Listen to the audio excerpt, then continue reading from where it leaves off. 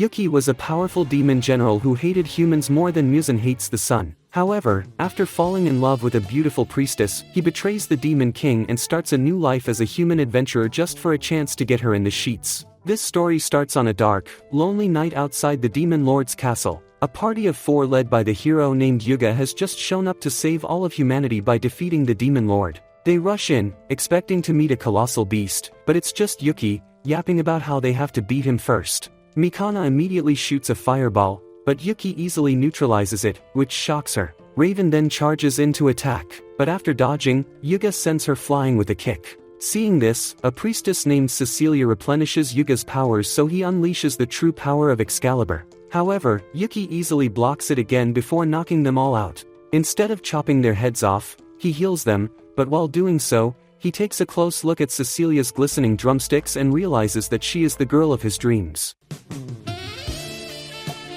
Just then, his subordinates call him a creep for staring before asking for permission to unalive the party. After denying the allegations, he tells them to dump them at a nearby human village, and they warn him that the generals might get upset. 1 month later, General Zakil summons Yuoki for a meeting with the demon lord because he has fought the heroes' party 13 times and refuses to unalive them. After Zakil and the other demon general mock him for being a useless weakling, the demon lord asks Yuki why he refuses to unalive the heroes' party. Yuki then says it would be pointless to unalive weaklings like them, so the demon lord decides to have his subordinates do it. Yuki immediately recalls how weak his subordinates are, so he promises to finish the job by himself and returns to his room. While in bed, he reminisces on his fights with the party and notes that the only reason they haven't defeated the demon lord is that he is actually overpowered. He has been holding them back to stop unnecessary bloodshed, but with his subordinates' lives on the line and the fate of demonkind at stake, he decides to end things once and for all.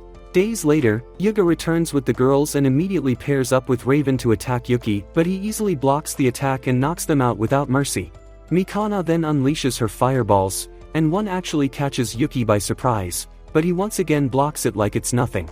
As Cecilia rushes to heal them, Yuki starts laughing and tells Yuga to stop wasting his time because they will never be strong enough. The next moment, Yuga unleashes his most powerful attack yet, but as expected, Yuki blocks it. Despite this, they refuse to give up and say they have to defeat the demon lord, so Yuki offers to let 3 of them pass if they leave Cecilia behind. Yuki immediately refuses, but Mikana tells him to consider it because it's the life of one measly priestess or all of humanity. Cecilia gets shocked by the easy betrayal, but as Yuga tries to think of another solution, she tells them to leave and promises to keep fighting Yuki. Yuga reluctantly agrees and promises to come back before they run into the castle. Cecilia then tells Yuki that she already knows how powerful he is, but before he can respond, she attacks. He then begs for a timeout and introduces himself, but she gets confused and asks why he is being polite to his victim. Yuki explains that he would have unalived her minutes ago if he wanted, so Cecilia asks for the reason he wanted her left behind. After taking a breath, Yuki admits that he fell in love the first time he saw her and hasn't been able to stop thinking about her ever since. Naturally, she gets shocked but quickly rejects him, so Yuki sits on the ground like a homeless reject and says nothing else matters. Cecilia considers attacking him, but as he barely responds, she gets surprised and asks why he is not fighting back. Yuki then explains how miserable life as a demon warrior is because he is locked in his room during the day and only comes out to fight or raid human villages. When he says he no longer wants to be violent, Cecilia calls him a liar because all demons are evil, so he further explains that he is actually a human who got reincarnated into this world with demon powers. Cecilia remains confused, but as he decides to give up on life itself, she tells him to use his power for good and offers to show him the outside world. The next day, Yuga returns to the kingdom of Clarinus with news of the demon lord's defeat, and the king glazes them as expected before declaring a 3-day celebration in their honor. Around the same time, Yuki has also gotten to the outskirts of the kingdom, so he rips his horn and wings off to blend in. Moments later, while being carried through the city, Mikana tries to use their victory to get close to Yuga, but he ignores her to thank Cecilia because her sacrifice is the only reason they could get to the Demon King. By then, Yuki has just found the guild, so he walks over to the reception and asks for the registration form. An overworked corporate slave named Kramen then gives him the form before telling him to basically sign a waiver for when he gets unalived, like all the other wannabe heroes. After Yuki fills it, he explains how the rankings work and says that it usually takes a month to go from F rank to E, if he is strong enough to handle the basic quests and missions. He also warns Yuki not to lose his guild card because it will be difficult to get a new one now that the entire kingdom is celebrating. By nightfall, Yuki has already made quite a few bucks, so he decides to go even harder until he makes enough bread to be worthy of Cecilia's love. After a week, he returns to the guild to demand more quests, but Kramen flips out and asks why he can't get help from someone else. He then asks Yuki who he really is because no average loser goes from F to D rank in a week. Yuki immediately claims he is just an average guy who tries his best, so Kramen decides to stop the interrogation since he is not doing anything illegal. Right then, Cecilia walks in and tells Kramen to cancel the quest. He recognizes her, but she tells him to keep it on the down low before asking Yuki to follow her home. Much later, two guards see Cecilia's carriage approaching, and one of them gets excited until he sees Yuki stepping out of it. He immediately demands answers while holding a spear to Yuki's head, but thankfully, Cecilia explains that he is a friend. Minutes later, Cecilia serves Yuki some tea before telling him about the rumors circulating of some mysterious adventurer scaling through the ranks. She then tells him to quit the guild, but he gets surprised and asks why. Cecilia then reminds him that defeating the demon lord doesn't stop other demons from attacking humanity. Since the threat of demon kind is still very much alive, every human nation is seeking to improve its military, and they are all aiming for Yuga since he is the hero who defeated the demon king. Apparently, they have been sending baddies and all sorts of jewels to entice him, but Yuki quickly realizes that it's all a broader plan to make Yuga a pawn. Cecilia agrees that the nations are only trying to get an upper hand over each other, and they might eventually start fighting, all while dealing with demons as well. Since Yuki has the potential of becoming an S-rank adventurer, they will likely scout him as well, but the moment his true powers are revealed, he would become the greatest pawn and could quite possibly decide the fate of both demon and humankind. When Yuki reminds Cecilia that he still has bills to pay, she offers to find a way to hire him to work for her instead, but then he tells her to stop and says he will never accept any attempt to scout him since he only wants her. This makes Cecilia laugh, and after being thankful that he is still the dedicated simp that fell for her cakes, she tells him to keep being an adventurer. The next moment, her mom, Celia, shows up to see Yuki, and after she apologizes for how rude the guard was, her maid offers to break every bone in the overgrown dummy body. Celia then tells Sophia to leave and asks Yuki if he knows. While he wonders what she is talking about, Cecilia tries to stop her, but she explains that a bunch of guys, including Yuga, have asked for Cecilia's hand in marriage. Yuki immediately flips out and curses the anime gods for making Yuga hotter than him. However, Cecilia says that she has turned them all down, and Celia suddenly asks Yuki if he is ready to marry her. Yuki considers accepting, but after seeing the sad look on Cecilia's face, he tells Celia that he already asked her out and got rejected. So now, he is working to become a better man before trying again. Celia then says she was just testing him and would never give Cecilia away like a piece of meat. Yuki gets a little disappointed by this, but then she tells him to take care of Cecilia because he has proven himself as one of the good ones. After she leaves, Cecilia takes Yuki outside to talk, and he takes the opportunity to ask if they can be on a first-name basis. He immediately apologizes if it was disrespectful, but then she agrees, which makes him happy. Days later, Yuki ends up in a fierce battle with a creature called the cockatrice. After a couple of minutes of evading attack, he finally skins the lab experiment chicken and packs up for the day. The next moment, he dodges a surprise attack and realizes that his subordinates are the enemies, so he explains who he is to stop them. After they all express shock over him being alive, Duke flips out and demands to know why he suddenly vanished after the demon lord was defeated. Seek then says Duke became miserable since that day, and after begging budget-friendly Peter Pan to stop snitching, Duke once again asks for an explanation. Yuki then explains how he fell in love with Cecilia and got brutally rejected.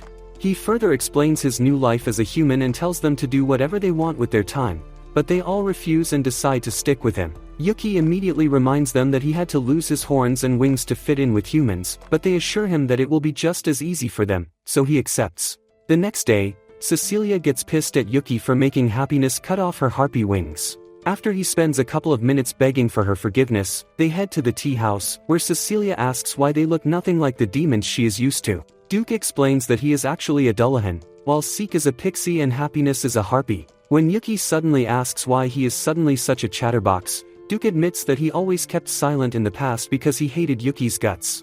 Back then, Yuki absolutely refused to attack humans or indulge in the usual demon activity, despite the number of times Zekil would make a fuss about it. Eventually, everyone accepted that Yuki was just a weird demon, but Duke stormed into his room and refused to accept Yuki's stubbornness. That was until Yuki cracked his spine and made him a loyal subject. As Duke reminisces on the good old days, Yuki realizes that Happiness and Seek are missing, so they start searching the estate. Moments later, they find Celia rubbing Seek's head as he sleeps, and after she yaps about her love for the little ones, they ask if she saw a girl running around. Celia then says Sophia already took her inside, so they race into the mansion and find Sophia giving Happiness a crash course on how to be a maid. After Yuki asks Happiness why she is dressed like a maid, Sophia realizes her mistake and tells Happiness to go change, but she refuses and asks to work in the mansion. While they are all shocked to hear this, Sophia gets excited and offers to show her the servants' quarters. Afterwards, Seeks calls Happiness lucky since she gets to move into the mansion. While they keep talking about it, Celia tells Yuki that Cecilia will have tomorrow off, and since she rarely gets space to breathe, she wants him to show her a good time. The next day, Yuki shows up to the meetup spot and tries to act nonchalant, but the moment Cecilia shows up looking like she does in his wet dreams, his brain implodes. He manages to keep it cool and asks why she is wearing glasses, so Cecilia explains her genius plan to copy Superman's disguise. With that out of the way, they start by checking out Cecilia's favorite bakery, and after she suggests coming back later, they go flower shopping. At one point, Cecilia stops to pet a cat and calls it cute, but the only cute thing Yuki can think of is her face. Several minutes later, they get to an accessory store, but then Yuga spots them and tries calling out to Cecilia. Mikana immediately stops him because the locals would go crazy if they recognized her. After they walk over, Yuga asks Cecilia to hang out, but she declines and says she is already with Yuki. Yuga then takes a close look and asks if they know each other, but Yuki immediately denies it. After Yuga insists and drags Cecilia inside, Yuki hears Mikana complaining about her date being ruined. She then wishes him luck with Cecilia, and this makes Yuki think she is a good person until she says Cecilia might never say yes to an ugly peasant like him. After recalling that Yuga has already tried to marry Cecilia, Yuki heads inside to win her over with his demon Riz, but Yuga intercepts him every time and tries to show off his wealth. Yuga then tries to win with a nice necklace, but Yuga splurges on a super expensive jewel and tries to put it on for Cecilia. Unfortunately, he pulls off her disguise, and they all get swarmed by fans in seconds. After Yuki gets yeeted to the corner like a worthless side character, he starts chasing the crowd to find Cecilia, but then he finds other locals surrounding her teammate, Raven. Yuki quickly acts like he just saw the hero to distract everyone, and after taking Raven to a quiet alley, he shares some tips for the next time he gets stranded and turns to leave. Just then, a soft voice tells him to stop, so Yuki turns and realizes that zero testosterone voice he just heard belongs to Raven. He quickly realizes that this is why Raven stayed silent earlier, and after admitting that he feels insecure, Raven asks why he didn't laugh. Yuki then says it's nothing to be ashamed about, but as he turns to leave again, Raven stops him and asks if they can become friends. Yuki gets shocked by the sudden requests, but he ultimately accepts, right before recalling that he has to find Cecilia. He immediately runs back into town, and while he worries that Cecilia got tired of the failed date and left, she is also searching for him and thinking the exact same thing. Just then, she spots a boy crying over a bruised knee, so she heals him, but he continues bawling his eye out and begs for his mom. As she tries to cheer him up, Yuki pulls up and unleashes that inner clown he always tries to keep hidden. Cecilia cracks a quick smile before getting serious and yelling at him for playing with the little boy's trauma. Luckily, this actually cheers the boy up, so Yuki carries him on his shoulders so they can search for his mom. Along the way, Yuki asks Cecilia if this is all too much stress for her, but she claims it's no big deal, while hiding the fact that she has already caught a cold. Around the same time, Mikana tells Yuga to stop chasing after Cecilia to avoid another scene, but he insists on finding her and runs off while Mikana gets frustrated and heads home. The next day, Celia tells Yuki about the cold because Cecilia has been in her room all day. Naturally, he gets worried, but after she tells him that Yuga had been begging to see Cecilia earlier, Yuki gets pissed again. But she tells him not worry since Sophia made sure Yuga was escorted out. She then tells Yuki to go see Cecilia since he looked out for her yesterday. After Sophia escorts him to the room, he sits beside Cecilia and apologizes for ruining her one day off. She initially tells him not to blame himself, but he continues apologizing, so she tells him to make it up to her with a second date when she gets another day off. Yuki's brain cells fry from ecstasy as he immediately switches to Riz Lord mode and promises to give her the best day off. As she starts laughing, Sophia gets fed up and drags Yuki out of the room for interrupting Cecilia's rest before casually tossing him out of the mansion like a ragdoll. On his way out, Yuki runs into Raven, who then asks for advice on how to confess to his crush, given how insecure he is about his voice. After he explains that she is the only other person who doesn't laugh at it, Yuki reminds Raven that he's literally every girl's dream guy, and since he has finally found someone who likes his peacock voice, he has nothing to worry about. This gives Raven a confidence boost, so he thanks Yuki and decides to go for it. Yuki then realizes that Raven is heading inside the estate and fears that he just gave the best pep talk of the century to another smoking hot rival. While Raven heads inside to pursue his heart, Yuki freaks out at the thought of Cecilia falling for him. He reminds himself that Cecilia has said no to everyone until now, but after recalling that they were in the same party, his anxiety increases. The next moment, Raven walks out looking like a defeated warrior and says something about failing before heading out. Curious, Yuki tries to ask Cecilia what happened, but Sophia tells him to come back tomorrow because she is still resting. He then asks if she saw Raven come in, but Sophia explains that he actually came to see Happiness. Yuki then finds her sweeping a part of the estate and asks what happened between her and Raven. For some reason, Happiness suddenly gets emotional and runs off, so Yuki decides to try later before heading back home to tell Duke and Seek about it. After recalling all the times they had to drag Raven out of demon territory, Duke asks Yuki why he would let a human get close to Happiness. He insists that she probably hates humans because they usually capture her kind to steal their feathers. Turns out he had decided to join the demon army after saving Happiness from hunters. Despite this, Seek says she doesn't hate all humans because she was excited to start working in Cecilia's estate. Yuki agrees and says she definitely knows that Raven is a good guy. The next day, Yuki shows up at the guild, but instead of Kramen, he sees a regular receptionist who then reveals that Kramen is actually the vice guildmaster. After getting shocked, Yuki asks why he didn't show up, so the receptionist tells Yuki to check the hospital discreetly. Several minutes later, Yuki finds Kramen wrapped up like a mummy and asks what happened. After admitting that his wife rearranged his guts like prime Mike Tyson, Kramen explains how he spent an entire day looking for the best anniversary gift for her. By the time he finally got back, it was way past dinner time, so she attacked him, thinking he had forgotten about it. Surprised, Yuki asks if he is a useless weakling or if his wife is just some freak of nature. Kramen then explains that she is actually an A-rank adventurer like him, which is how they met and fell in love in the first place. Feeling bad, Yuki offers to heal his wounds, but Kramen stops him and says this is his one chance to enjoy getting nursed back to health by his wife. Just then, Sophia shows up to check on Kramen, and while Yuki struggles to believe that she is his wife, she fractures Kramen's skull for shining his pearly whites. Moments later, Sophia thanks Yuki for checking on Kramen and says Cecilia has been feeling a lot better, but when he asks to see her, Sophia says she is already out running errands. Yuki then asks if gifts are really that important to girls, but Sophia suddenly turns dark and asks if Kramen said something, so he claims he was thinking about Cecilia and runs off. Minutes later, Yuki fantasizes about being married to Cecilia, but he quickly snaps out of La La Land since he needs to find Raven. After eventually finding his room in the night storm, he mentions Happiness' name to revive the heartbroken simp, who then asks how he knows her. Yuki says he has known her for ages and asks Raven how he fell in love with her, so Raven narrates the day he saw 3 worthless thugs troubling her in a dark alley. He quickly swooped in and scared the thugs away, but after she thanked him, he responded and immediately regretted it because she had just heard his princess voice. When she suddenly called his voice beautiful and claimed she envied him, his heart glitched, but she ran off before he could say anything. Since he recognized her apron, he knew she would be working at Cecilia's mansion. Raven is also surprised that Yuki knows Cecilia, so he explains how he started a whole new life just to simp for her every day. Raven immediately starts singing his praises and wishes he could be so bold about his feelings for Happiness, but Yuki tells him not to worry because she just has some unresolved trauma. Raven still feels down about everything, so Yuki takes him into town to shop for gifts.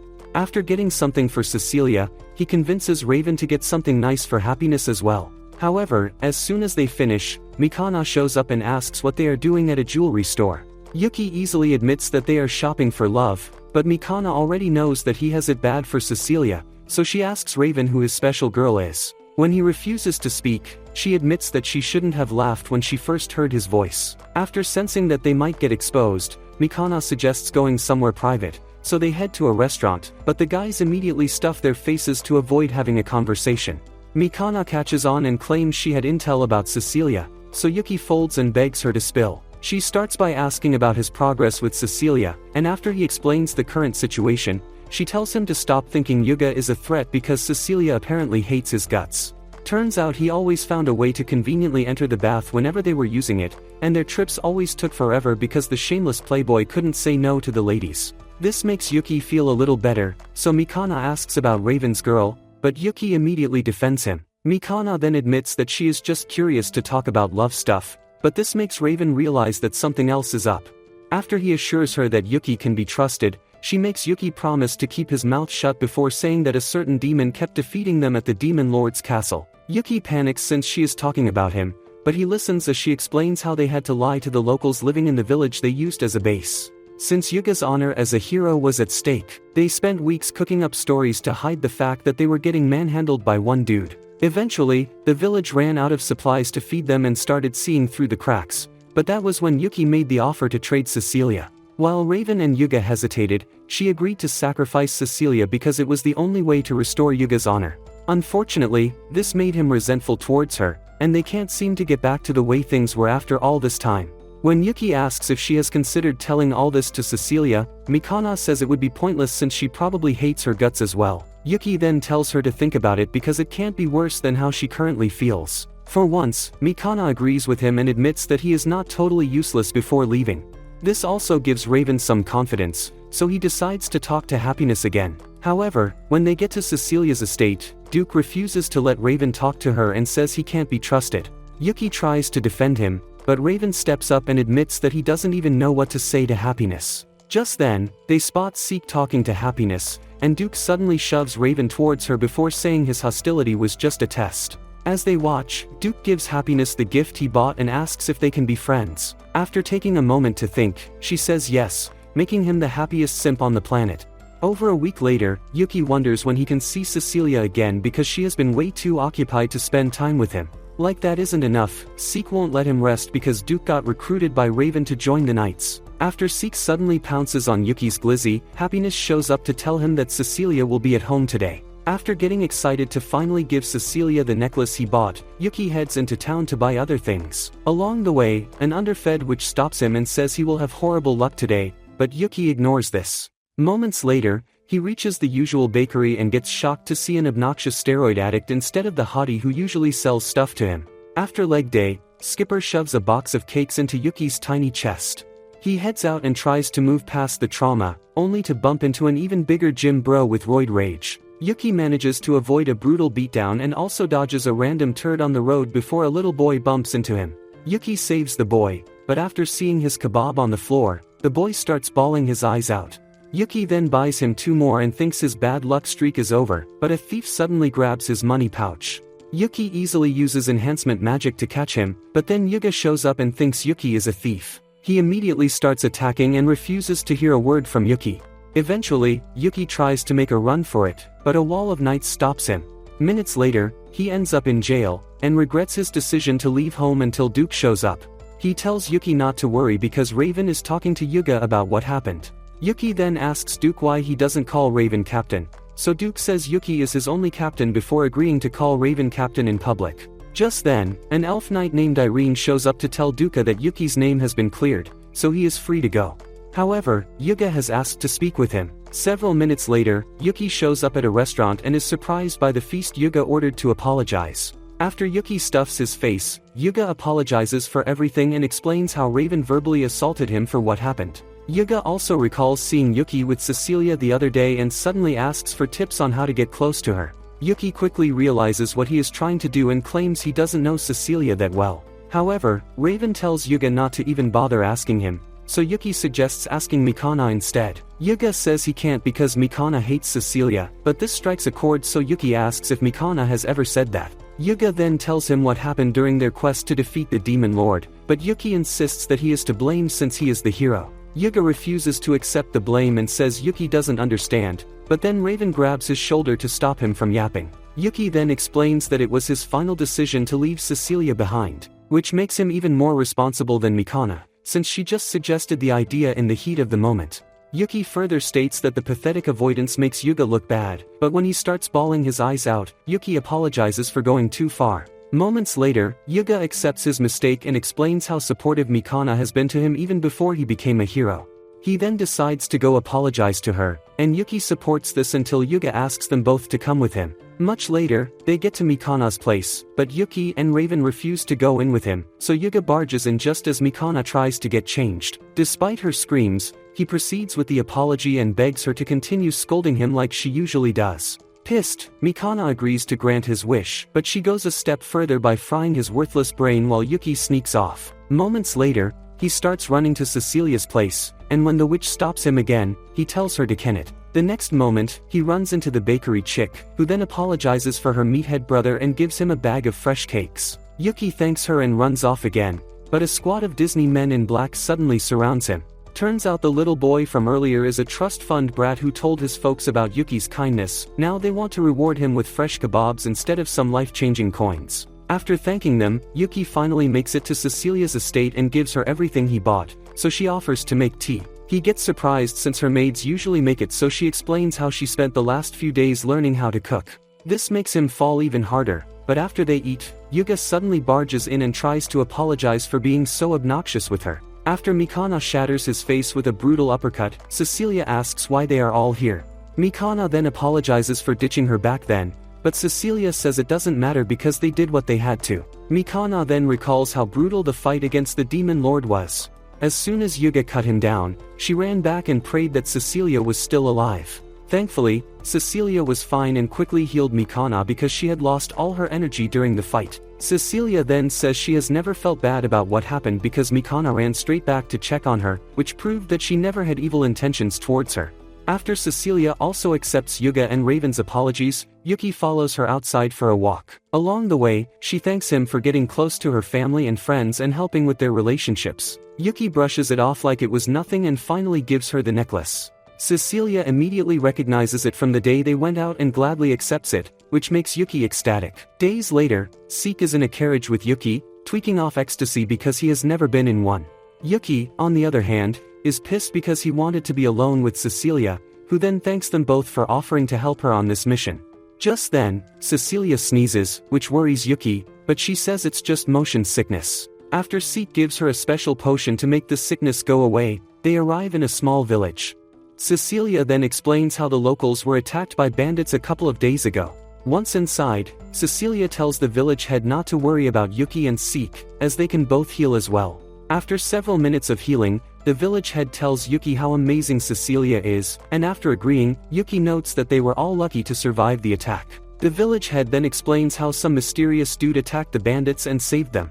Just then, Yuki notices that Cecilia looks drained, so he tells her to get some rest. Cecilia insists that she is okay, but Yuki knocks her out and asks for a bed. Minutes later, Cecilia wakes up and gets mad at Yuki for knocking her out, but he also gets upset because she doesn't know when to take a break. She admits to overworking herself but also tells him not to do it again.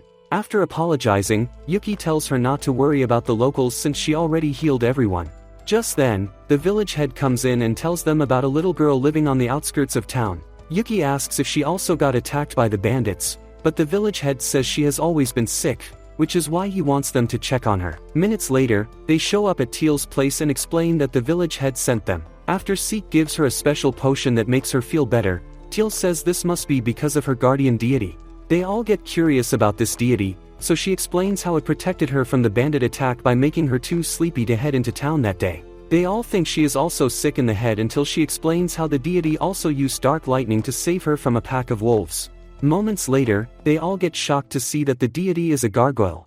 As Teal continues yapping about how amazing it is, Yuki recognizes as one of the gargoyles from the Demon Lord's castle. Just then, the gargoyle attacks, but Yuki quickly evades while Seek drops the beefed-up Ugo with a drop kick. He immediately tries to finish off the gargoyle, but Yuki stops him so they can talk. Minutes later, the gargoyle apologizes for attacking and says he was only worried after Yuki mentioned the Demon Lord's castle. Yuki then says they just wanted to know why a gargoyle is living here in the first place, so he explains how some bandits stole him from a temple and brought him here.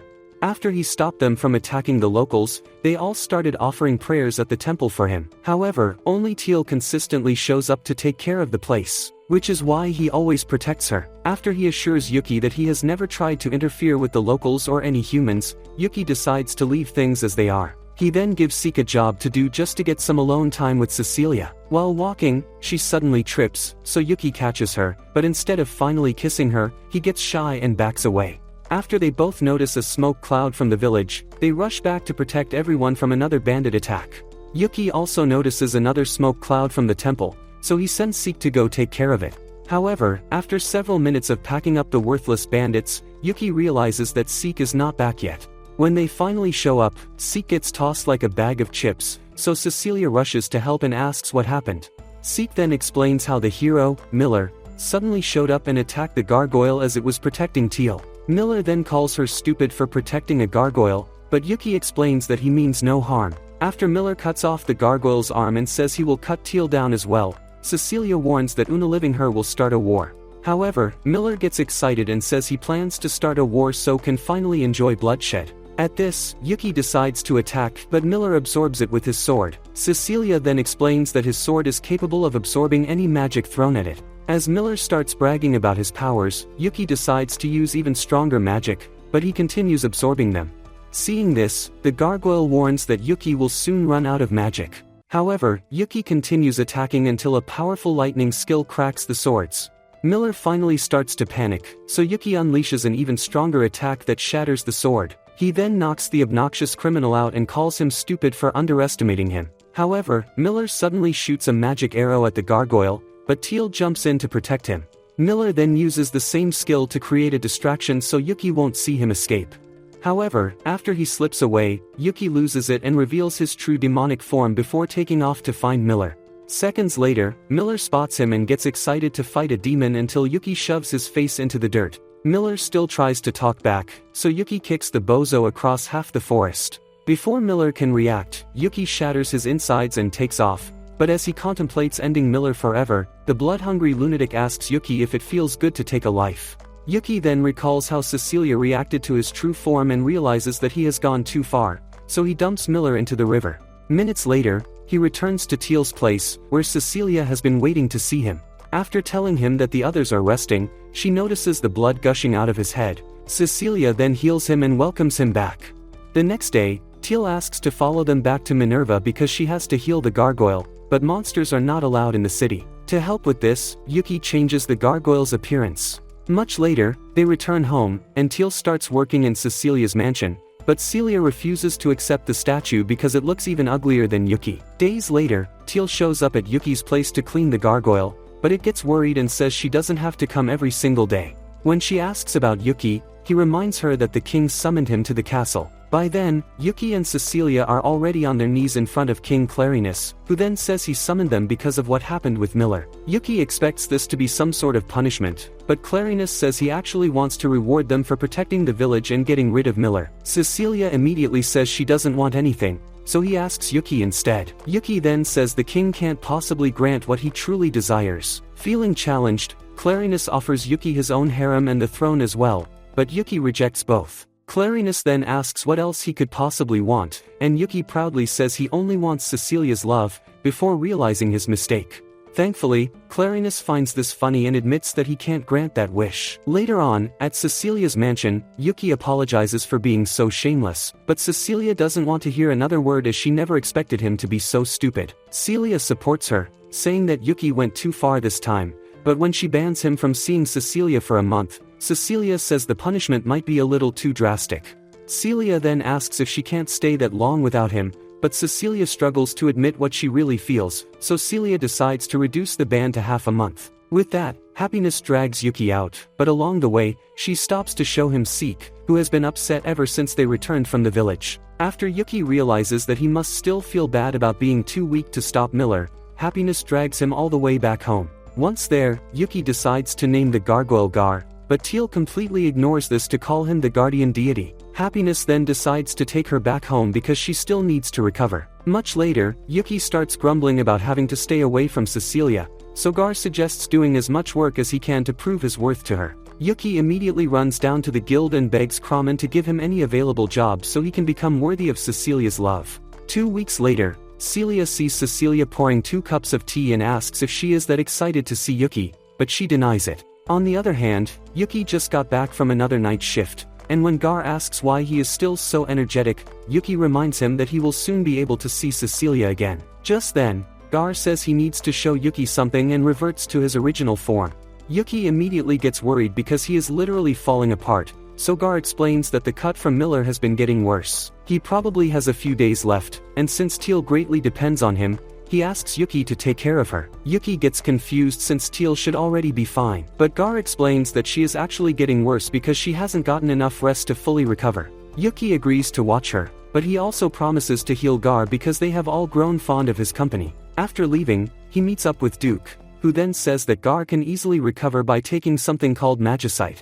Yuki excitedly runs off to get it, but just as he realizes that he doesn't know where to go, Cecilia shows up to tell him about Teal's condition. Minutes later, they get back to Cecilia's place, where Seek is currently trying to save her. He explains that her condition will continue deteriorating unless they can find twilight grass, a special plant that only grows in places filled with magic. While Seek keeps looking after Teal, Cecilia, and Yuki head to the guild, but unfortunately, they are all out of magicite and twilight grass. Just then, Kramen shows up with a new quest for Yuki, but he immediately refuses until Kramen explains that it's to get rid of a monster ravaging a magicite man. What's more is that twilight grass grows in the mine as well, so Yuki accepts the quest. 2 days later, he thanks Kramen for helping them out with the carriage because they would have spent over a week on foot. Cecilia also thanks Sophia for tagging along, and she says it's her responsibility as head mage to help Teal as well. When they finally get to town, Yuki suggests heading into the mine immediately, but Kramen tells him to leave it for tomorrow because this isn't the regular quest. The monster is a rock eater that mutated after eating way too much magicite, and they have to bring its hide back unharmed. The next morning, Yuki and Cecilia are surprised to see Sophia in a maid outfit, so they ask if she can fight in it. After saying that it was specially crafted for combat, she explains how Kramen loves the way she looks in it. Minutes later, they enter the mine and spot the rock eater munching on magicite. It also sees them and immediately throws a boulder at Cecilia, but Yuki destroys it. As Kramen uses Shikigami to block its attacks, Yuki uses attack magic, but it barely leaves a dent. Kramen then reminds him they have to bring its hide back unharmed, so Yuki uses an earth skill to hold it in place while Cecilia supports him with magic chains. After it easily rips through both their spells, Kramen decides to send Sophia inside its body with his Shikigami. Naturally they get worried that it won't work, but Sophia assures them that it won't be a problem. Yuki then uses an ice spell to hold it down, and after Cecilia uses even stronger chains, Kramen wraps Sophia up with Shikigami and sends her down the monster's throat. As they continue holding it down, it breaks off massive rock flakes, which then transform into mini golems to attack. After they deflect Yuki's magic, he easily knocks them all out. However, the monster uses this opportunity to break free. Just as it tries to attack Cecilia, Sophia literally turns its insides into mush. Kramen then pulls her out and immediately hugs her, but as Yuki and Cecilia try to enjoy the view, Sophia pushes him back and says they need to get the twilight grass. Minutes later, they head out, and Kramen suggests traveling back tomorrow, but Yuki wants to right now, so Cecilia begs him to wait. However, just a few hours later, he tries to sneak out and spots Cecilia, who then gives him the rest of the twilight grass and says she already knew that he would leave. After thanking her, he takes off, but by the time he gets back, Gar seems to have already joined his ancestors. Yuki refuses to accept this and keeps shaking until Gar wakes up. Yuki then shoves the magicite into his mouth and reminds him that Teal's motivation for being alive is his protection. This, paired with the magicite's effect, finally restores Gar's motivation and completely heals him, but he takes off before Yuki can respond. Minutes later, he makes it to Teal's room and learns that Seek managed to save her with the twilight grass. After she notices his arm and gets excited, Gar thanks Seek for saving him and Teal twice in a row, and this makes Seek emotional, while Yuki wonders how he can make it back to Cecilia on time. The next morning in the carriage, Kramen asks why Yuki seems more tired than usual, so Cecilia reminds him that Yuki worked super hard on the quest, which is why she is rewarding him with her soft thighs. Does this get Yuki one step closer to cracking his dream girl? Days later, Yuki gets frustrated because Cecilia is too busy to let him sleep on her plots again. After spotting Kramen and hearing of his plans to get something nice for Sophia, he offers to help. However, Kramen rejects his cosplay gift and says he only cares about seeing Sophia in her maid outfit. Just then, Yuki sees a backwater Power Rangers suit and immediately decides to spend his life savings on it. Moments later, he goes from lonely simp to the most embarrassing dweeb in town. To make matters worse, his alter ego takes over, so he tells Kramen to give him all the available quests. Minutes later, the receptionist is surprised to see Kramen back since it's his day off, so Kramen explains what the poorly dressed lunatic has already put him through. After she pulls out all the available quests, Yuki takes them all and changes his name to the Magic Swordsman of Black Lightning. For starters, he defeats a dragon all on his own and quickly becomes popular for his cringy takedowns. Much later, a group of petty thieves led by a green-haired loser named Envy takes out a bunch of guards at the warehouse. Once inside, they tell the owner to give everything up if he wants to make it back home tonight. The man immediately surrenders, but then Yuki shows up and tells them to give it up. Seeing his scarp-yard mask almost makes heartburn and jealousy puke, but then Envy tells them to attack. Yuki easily overpowers them, so Envy tries to use his spell book, but Yuki easily blocks the attack and takes him out as well. The store owner then thanks him and says he will finally be able to deliver Valentine's chocolates to the local lovebirds. This makes Yuki realize that Valentine's Day is a thing in this world, but then a squad of knights led by Duke and Raven shows up. In a matter of seconds, they recognize Yuki because no one else would wear something so hideous. After he explains the situation and dips, they tell the other knights to focus on Envy and his worthless buddies. Meanwhile, Duke finds Yuki and tells him to stop acting like his brain didn't escape the womb. When Yuki tries to defend his insane clothing choices, Duke tells him to look in the mirror, and the dingus finally realizes that he has been cosplaying as birthday party Batman. Much later, Kramen pays him for the quest and explains how Envy and his buddies went from becoming B-rank adventurers to worthless criminals obsessed with destroying Valentine's Day for everyone. Later that night, at Cecilia's mansion, Sophia teaches the girls how to make chocolate, but when a chick named Irene notices that Cecilia is making way too many, she asks why.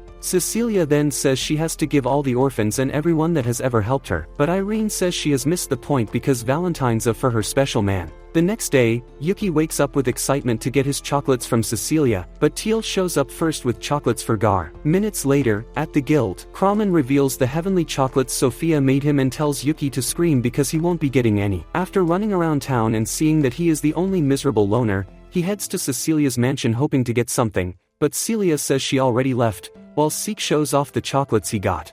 Minutes later, Yuki returns to town and watches as every baddie in the city queues up to give Yuga their chocolates. When Mikana shows up, Yuki asks if she had the same idea, and she admits to feeling shy because her chocolates might be horrible.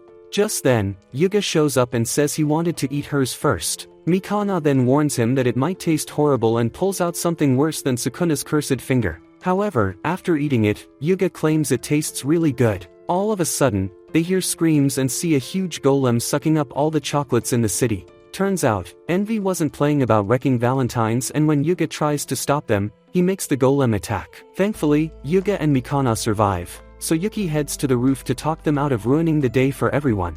He says that being a discarded virgin is not enough reason to wreak havoc, but Envy asks why he is not joining them since he has it worse. Yuki realizes that he is not backing down, so he knocks out heartburn and jealousy before taking on Envy. He once again uses the spell book to attack and almost gets the upper hand, but Yuki manages to block and says he still has hope that the girl he loves will give him chocolates. This enrages Envy, so he blasts Yuki away before sucking up every other box of chocolates, including Cecilia's. Seeing this, Yuki activates his avatar state and zaps the golem until it melts and releases all the chocolates. Envy falls off in the process, but Yuga catches her and realizes that he is actually a girl. Envy then says she hates Valentine because no one ever accepted her chocolates. When Yuga says he would gladly accept it, her floodgates burst open, leaving Yuki on the sidelines like he didn't just save the day. Luckily, Cecilia acknowledges his efforts with a special Valentine's box, and Yuki soon learns that she was saving the best for last.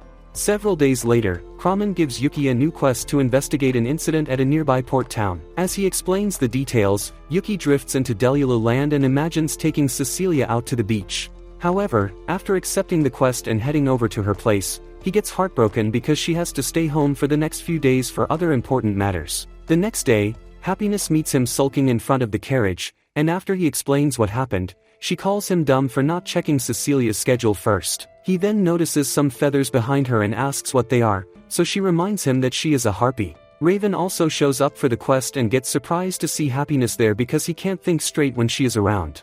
He then asks Yuki if she is really going with them because the mission might be dangerous, but Yuki tells him not to worry because Happiness is a lot more efficient than he thinks. This makes Raven realize that he barely knows anything about her, but Yuki tells him to cheer up since he has the perfect opportunity to get closer. Minutes later, they set out for the quest, but Raven gets shy and sits beside Yuki instead of Happiness. When they finally make it to the port town, Yuki decides to go talk with the commissioner so Raven can have some alone time with Happiness. However, she immediately stops a sailor to ask questions. Due to her lack of vocabulary, Raven writes the questions to know about the recent thefts on their ships, but the sailor claims not to know anything because even when they post guards to watch the cargo, it gets stolen before anyone sees. While Happiness gets fascinated by this, the sailor explains how the higher-ups started suspecting them and insists that they are innocent. When they easily believe him, he gets surprised and calls all the other sailors out to give them all the information they need. Minutes later, Yuki returns, so Raven explains everything they have heard so far and says they all recall a singing voice just before their cargo gets looted. At this, Yuki says it might be a mermaid and excitedly tells Happiness because he has always wanted to see one. However, the sailor gets terrified and begs them to help because mermaids have apparently been terrorizing the waters recently. Yuki gets surprised by this, but tells them not to worry because Raven is the commander of the Order of Knights. Much later, he sits with Happiness and recalls that humans have always been scared of other creatures. After Raven returns from his personal business, Happiness gives him a cho, and they share a romantic moment that reminds Yuki that his love life is practically non-existent. Raven then tells them about a strange local who came to him earlier with news about where the mermaid might be. He claimed the sailors were hiding their cargo there and working with the mermaid, but Yuki thinks it's suspicious. Regardless, Raven decides to investigate, but he tells Happiness to stay back because it could be dangerous. When she asks why, he recalls the time their party failed to save a village from one of the demon army's attacks. He then says his life's mission is to keep people safe, and he wants to do the same for her, but she refuses and insists on coming. Yuki then tells him not to worry again because Happiness is not the weakling he thinks she is. Minutes later, at a coven, they find the stolen cargo, but Happiness shows Yuki that it's not possible for the sailor to be involved because there is no way their shops can enter. Just then, Yuki senses something in the water and warns them before a mermaid jumps out and attacks with her siren song. Happiness quickly counters with her own voice, so Raven charges in with his sword to attack. As the mermaid sees him, she tries to escape, but Yuki traps her just before Raven catches up.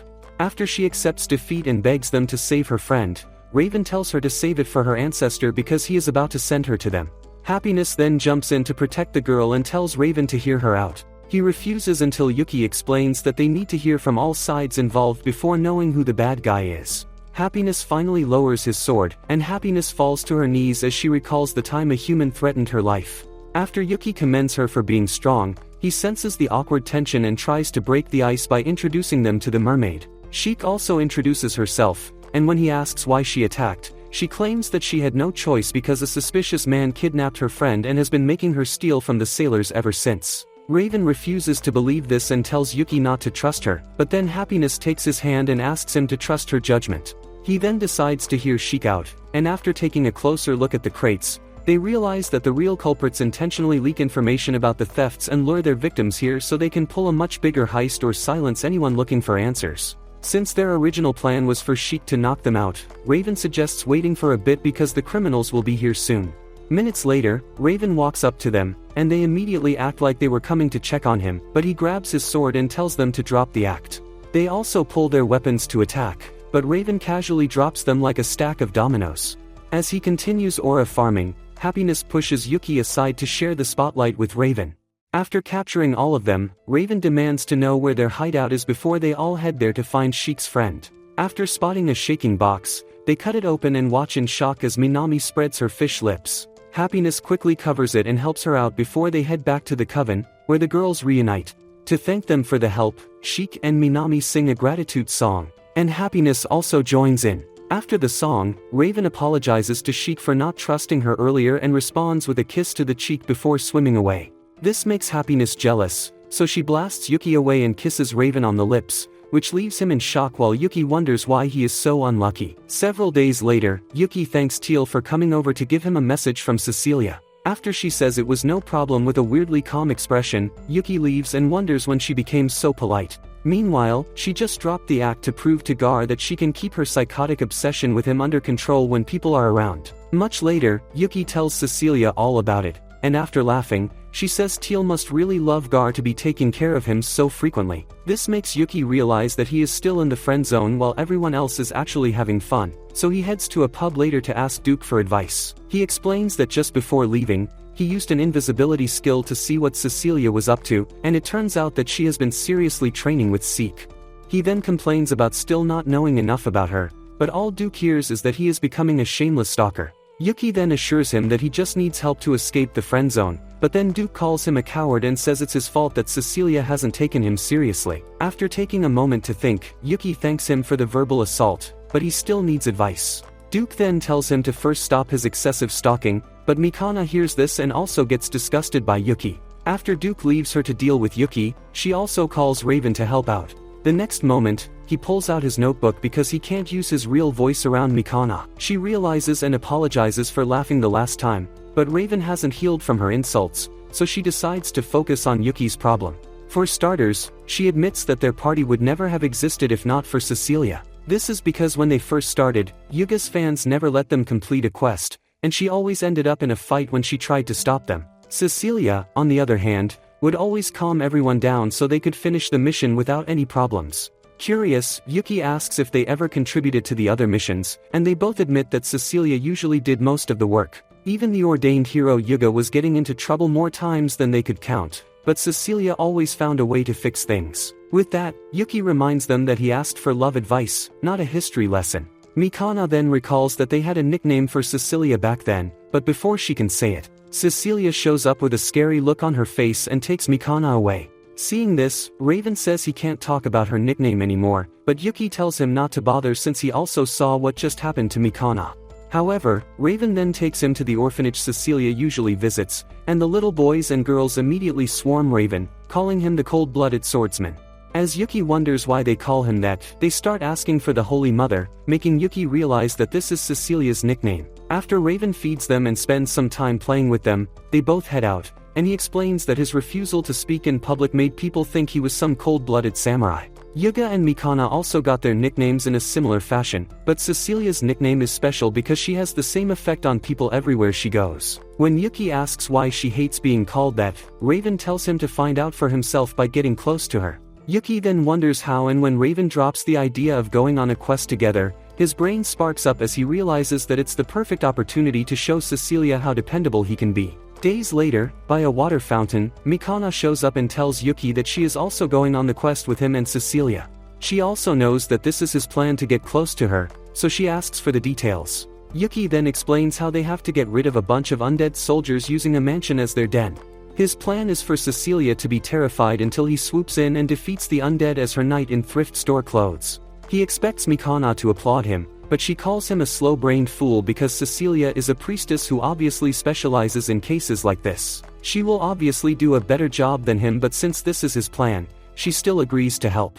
After Cecilia shows up with Happiness, they head to the mansion, and Mikana reminds Yuki that she will stay back with Happiness for support while he helps Cecilia to prove how reliable he is. With that, they enter the mansion, and Cecilia easily sends the undead soldiers to the afterlife while Yuki helps by keeping them in place. After clearing them all out, he gives Cecilia some water in case the spell is draining her, and Mikana approves of this.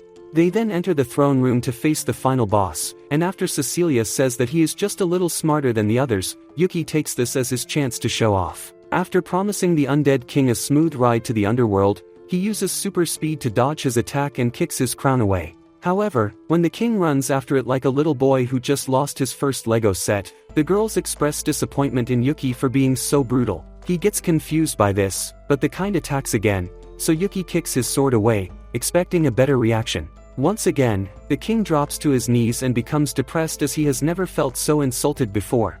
Yuki then begs Cecilia to do her thing, but she calmly walks over and asks the king why he is so attached to the crown.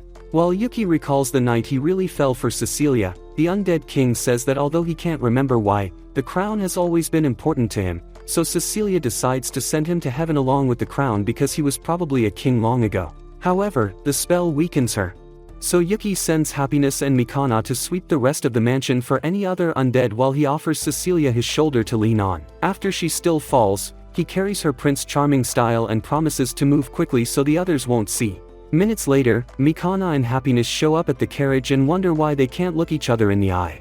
When they make it back to town, Yuki gets off with Mikana and asks her to grade his performance with Cecilia, but she refuses. This makes him think he was horrible, but Mikana saw him carrying her and knows that Cecilia enjoyed it, so she just tells him to keep working hard. The next day, at Cecilia's house, she tells Yuki not to call her by her nickname because she already heard about his trip to the orphanage. After promising not to, he says it actually suits her because seeing her with the undead king yesterday reminded him of the day she offered to show him the outside world.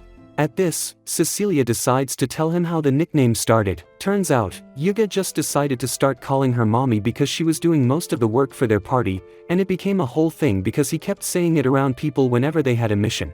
She immediately tells Yuki not to laugh, but he can't hold it back, which makes her embarrassed. Several nights later, Yuki is trying to catch some Z's when Gar suddenly says he wants to work. He has gotten tired of living like a shameless hippie and depending on Teal for everything. This makes Yuki ecstatic, so he waits till morning before taking Gar to the guild in a disguise. Upon seeing them, the new receptionist panics and tells Kramen to come do his job, instead of drooling over what Sophia made for his lunch. After taking one look at Commander Nuts for brains and his new sidekick, Kramen registers Gar as a new adventurer. Yuki then takes him out to find a suitable weapon because he can't use his demonic powers around humans. The next day, they return for Gar's first quest, and after giving it to them, Kramen tells Yuki that a certain someone came to see him.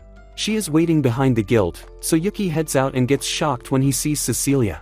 He immediately tries to act like a different person, but one mean look from Cecilia makes him fold like a pretzel. He then asks how she even knew that it was him, and apparently, Sophia gave her all the tea after Kramen snitched on him. As expected, she is a little disappointed by his creepy alter ego, but after learning about his plan to help Gar, Cecilia offers to join them as well. Minutes later, they meet the local couple who sent in a request to find their lost cat, but Yuki scares them away. Cecilia then tells him to sit back while she asks the couple for every detail about the cat. After listening to them, Yuki takes off and uses his heightened sense of smell to track the cat down in minutes. However, it also hates his horrendous costume, so Yuki resorts to using magic to knock it out. After returning the cats, he gets excited for the next quest, but Cecilia tells him to pump the brakes so Gar can actually gain some experience. Much later, in the local forest, Gar successfully finds a bunch of herbs useful to the people back home. Yuki then tries to give a speech to congratulate him, but Gar is tired of hearing him yap all day. For the final quest, he has to fight goblins, and this makes Yuki worried until Gar easily smokes the goblins. With all the quests completed, they return to the guild for Gar's payment, and after Kramen hands it over, Gar realizes that Teal has been overworking herself to afford his magicite while also taking care of herself. He then promises to repay her by also working himself to the bone, but when Yuki offers to help, Gar quickly declines and says he would rather do it alone. After he leaves, Cecilia asks Yuki if he has anything else planned, and he recalls accepting an A-rank quest earlier on. When she asks to come with him, Yuki gets shocked and tries to make up reasons why she can't come, but Cecilia assures him that it won't be a problem. He then explains that the quest will take several days of traveling, which obviously won't match her busy schedule, but she tells him to wait while she heads back home to grab supplies. While waiting, Yuki's heart starts pounding because he has never been able to spend this much time alone with her. However, when Cecilia returns with a hot camping outfit, he hides his excitement behind the mask. Much later, they start traveling through the woods, and Yuki explains that the quest is basically to explore a recently discovered ruin. Cecilia then notes that he won't be able to use attack magic during the quest even if they run into monsters. This is because they have to study the ruin, like researchers, and return with information, not monster body parts. This makes Yuki a bit more concerned, but she says it will be fine. Much later, she finds a spot to set up camp, and Yuki's glizzy starts pumping in his pants because he has never been alone with her so late at night. To fix this, he wears his mask and reverts to the obnoxious alter ego everyone hates, but Cecilia tells him to take it off so they can eat. When she reaches for the mask, he panics and takes it off before accepting the meal she made. After eating, he suggests turning in for the night, just to avoid a conversation, but Cecilia refuses and says she has way too much energy to sleep so early. Yuki then says she must be tired after all that traveling, so she decides to rest, but feels bad that he won't talk to her. While the clueless virgin looks out for danger, Cecilia recalls when the king informed her that a highly influential man wanted her hand in marriage and she wouldn't be able to reject him like everyone else. The next day, they find the ruin, and after entering, Cecilia decides to lead the way since her magic is less destructive. However, Yuki tells her to stay back and says he has another trick up his sleeve. After hours of exploring, he senses a bunch of monsters, so they carefully spot the group before taking a moment to decide their next move. Cecilia says she won't be able to restrain so many, so Yuki tells her to keep her eyes closed before summoning a black sphere that draws the monsters away. After they walk past the floor, he explains that the spell makes any creature see what they desire the most, which is why they both had to close their eyes. With that settled, they explore the rest of the ruins, but several hours later, Yuki gets frustrated because he expected to find some S-class treasures, not overfed bats and useless mushrooms. Cecilia, on the other hand, is enjoying every second and makes him follow her outside so they can take in the beautiful view. The next day, they return to the guild and receive a massive reward for completing the quest. Cecilia then follows Yuki back to his place, but they both get horrified to find Teal on the floor, looking like she has been possessed. She has apparently been showing up for days to see Gar, but he is never home.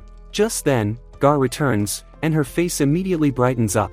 After explaining that he actually got a new place with the money he has earned, Gar tells her not to worry about buying him magicite anymore, but Teal begs him to let her continue. She says it's the one thing she enjoys doing, so Gar agrees. By sunrise, they both leave, so Yuki takes off his mask, but he suddenly gets hit with all the cringe speeches his alter ego made. As he promises to seal the mask away, Cecilia says she actually wants to go on another quest with his alter ego. He then drops it back on his head and promises to show her all his best skills the next time they travel together. When will Yuki realize that Cecilia is just enjoying her last happy moments with him? About a month ago, Duke called Yuki's attention because Raven was in a bad mood. As Yuki saw Raven, he figured he was sad because of Happiness, and suggested asking the guild for a quest as an excuse to go out with Happiness. Duke replied, saying that Raven should just ask Happiness out on a normal date, but it shocked everyone.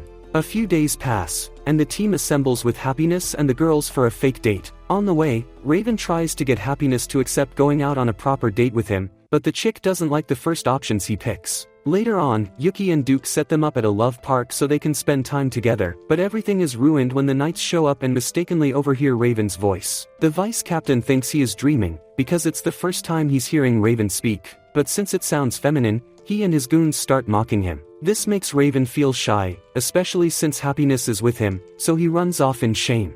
Seeing this, Yuki and Duke head out to find him and bring him back. When they do, Duke tries to talk some sense into Raven, but he gets frustrated and leaves when Raven doesn't listen. Feeling bad for him, Yuki asks Raven what's up with him, so Raven says he keeps getting reminded of his weakness. He recounts the time when he was on a quest at the ocean, and reveals that Happiness told him she had a secret. Now, he wonders how he can accept Happiness's secret when he hasn't accepted his voice. Deep down, he wishes he could approach girls like Yuki, but Yuki cuts him off, saying that he isn't a gigachad.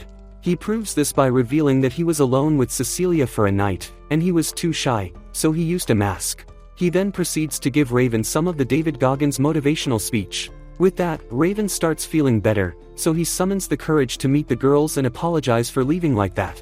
A few days later, Cecilia informs Yuki that Happiness is missing and that she left a note saying that they can find her in the woods in a month. Reading this, Duke knows where Happiness might be, while Raven guesses that she might be up to something. That afternoon, thanks to Yuki's heightened senses, he finds Happiness, but the girl reveals that she's made up her mind to reveal her secret to Raven. Duke seems concerned and wonders if she's thought about everything that might go wrong, but she insists that she wants Raven to know the truth. Around sunset, Raven is taking a walk along the streets when he bumps into the knights. The vice captain asks if he's okay, so he replies with his voice that he's fine. Hearing this female voice, some soldiers start laughing, so Raven gets fed up and calls them out for it. When he reminds the squad that he's captain and that they are cooked the next time he gets mocked or called by name, they start begging him for forgiveness. About a month later, Yuki leaves for the woods to check on Happiness, and in his absence, Cecilia's mother asks her daughter why she hasn't told him about her marriage arrangement. Cecilia's excuse is that Yuki is busy with stuff, but her mother tells her she's running out of time because her betrothed is already in town. To this, Cecilia replies that she'll meet him and turn down the marriage offer, but this makes the woman figure that Cecilia feels something for Yuki, though she might not like to admit it.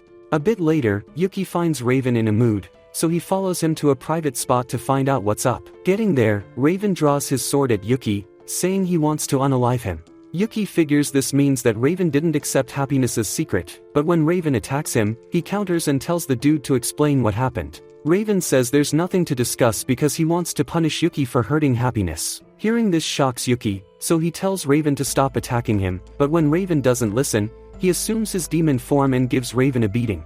While Raven is trying to recover, Yuki again asks what happened with Happiness, so Raven reveals that Happiness said he plucked out all her feathers to disguise her as a human. He also says that Happiness wanted him to beat Yuki for that, but this annoys Yuki to his bones. When Happiness shows up, she starts making funny gestures to mock him for getting pranked so easily. Before now, Raven went out into the woods to find Happiness. When he did, Happiness told him to stay back because she was scared of showing her true self to him, but she finally summoned the courage to open up to him. Seeing her feathers, Raven fell in love with her all over again and accepted her as she was. Currently, Raven narrates this to Yuki, who is jealous because their love story is sweeter than his blood sugar. As punishment for the earlier prank, he binds them in chains and runs away. The following day, Yuki briefs Cecilia on what happened while he's joining her for tea. After that, Cecilia tells him she'll be busy for a while, so she wouldn't be spending that much time with him. Yuki replies that it's okay because he's going on a quest with Yuga and it might take a while.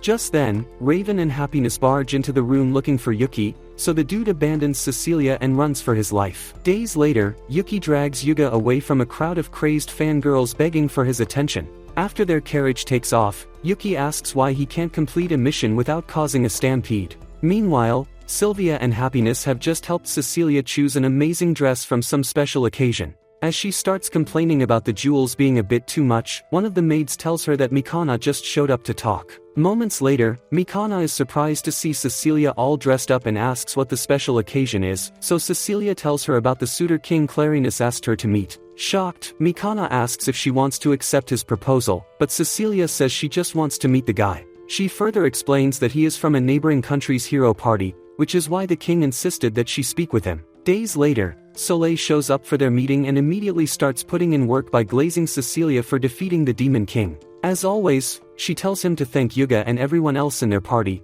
but Soleil insists that she is amazing before bringing up Miller and how his reckless use of power got him arrested.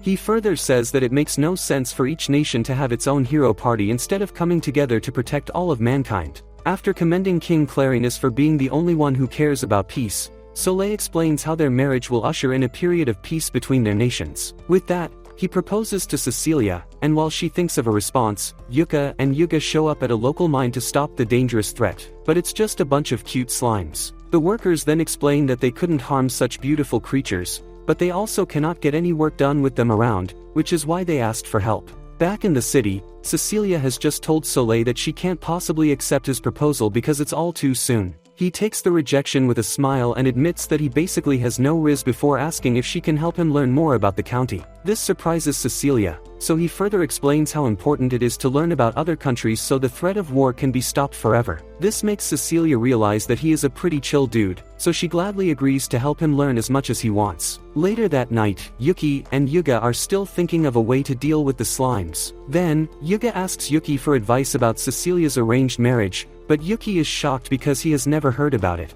Yuga then tells him how he went to Cecilia's place yesterday to talk her out of it, but she told him to complain to the king instead. After Yuga explains how important Soleil is, he also admits that he doesn't want Cecilia to get married to someone she doesn't want. The next moment, Yuki takes off into the forest and ignores his injuries before transforming and flying off to reach Cecilia. The next morning, Mikana shows up at the mine and almost passes out from seeing so much muscle until Yuga shows up and explains what happened. While she wonders what Yuki wants to do, Cecilia takes Soleil to the orphanage, but he doesn't know a thing about playing with the little ones. Thankfully, Cecilia is patient enough to teach him, and he starts enjoying it. Hours later, they are in the carriage heading back. So Cecilia asks if he ever got to play with the locals in his country. Soleil explains that he spent his early years training on a daily basis, and he still does. The mission to defeat the Demon King was the first time he really got to experience the outside world. Since then, he has fallen in love with learning about other people, and he always wants to protect them.